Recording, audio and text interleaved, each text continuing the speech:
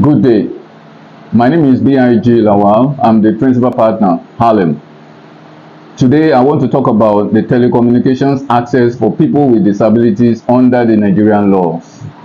One of the main objectives of the concept of universal access and universal service is that every person with disability is able to have access to telecommunications and information and communications technology, that's ICT. This is due to the great potentials they have in making significant improvements in their lives, allowing them to enhance their social, cultural, political, and economic integration in communities by enlarging the scope of activities available to them. As a matter of fact, the right of every person to take full part in the information society is recognized under Article 19 of the Universal Declaration of Human Rights, which is the right to freedom of opinion and expression and the right to seek, receive, and impart information and ideas through any media.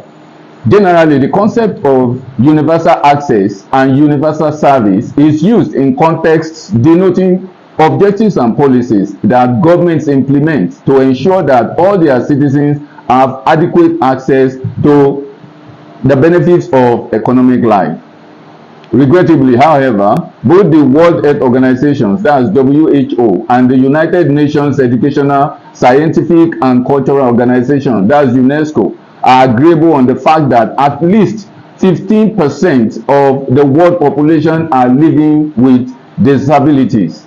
According to Article 1 of the United Nations Convention on the Rights of Persons with Disabilities, these persons refer to those with long-term physical and mental, intellectual, or sensory impairments which hinder their full and effective participation in society on an equal basis with others. It's a threat to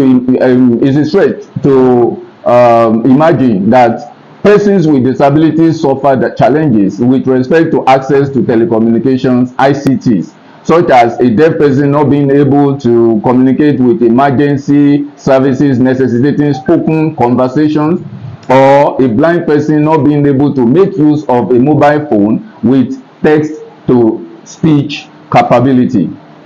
Section 1H of the Nigerian Communications Act of 2003 states that one of its objectives is that of ensuring that the needs of the disabled and elderly persons are taken into consideration in providing telecommunication services. Therefore, one of the subsidiary legislations made by the NCC in furtherance of the power conferred on the Commission by Section 70 of the Act is Consumer Code of Practice Regulations 2007, which establishes provisions ensuring that persons with disabilities have access to telecommunication services.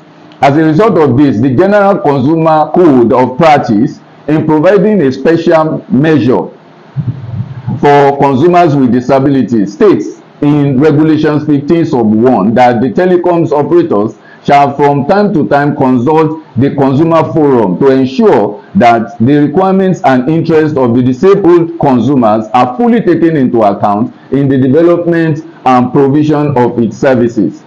Subsection 2 makes it mandatory for telecoms operators to comply with any specific obligations that the NCC may impose on operators in respect of special services or service arrangements for subscribers with disabilities. Moreover, telecoms operators are also charged with the responsibility of ensuring that people with disabilities or other special needs are able to access their complaint handling processes, which include that such subscribers can be easily represented by their authorized representative so as to lodge a complaint. This is provided for under Regulation 40. Last year, the NCC organized the 92nd edition of Telecom Consumer Parliament, where the stakeholders in the industry unanimously agreed to declare a state of emergency for those living with disability in the telecom sector, urging NCC to drive the collaboration.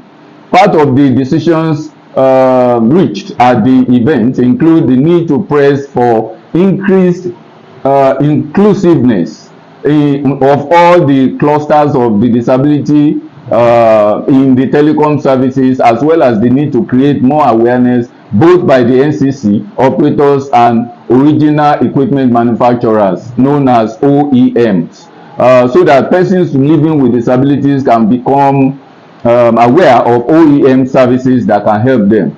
Thank you for listening. Bye.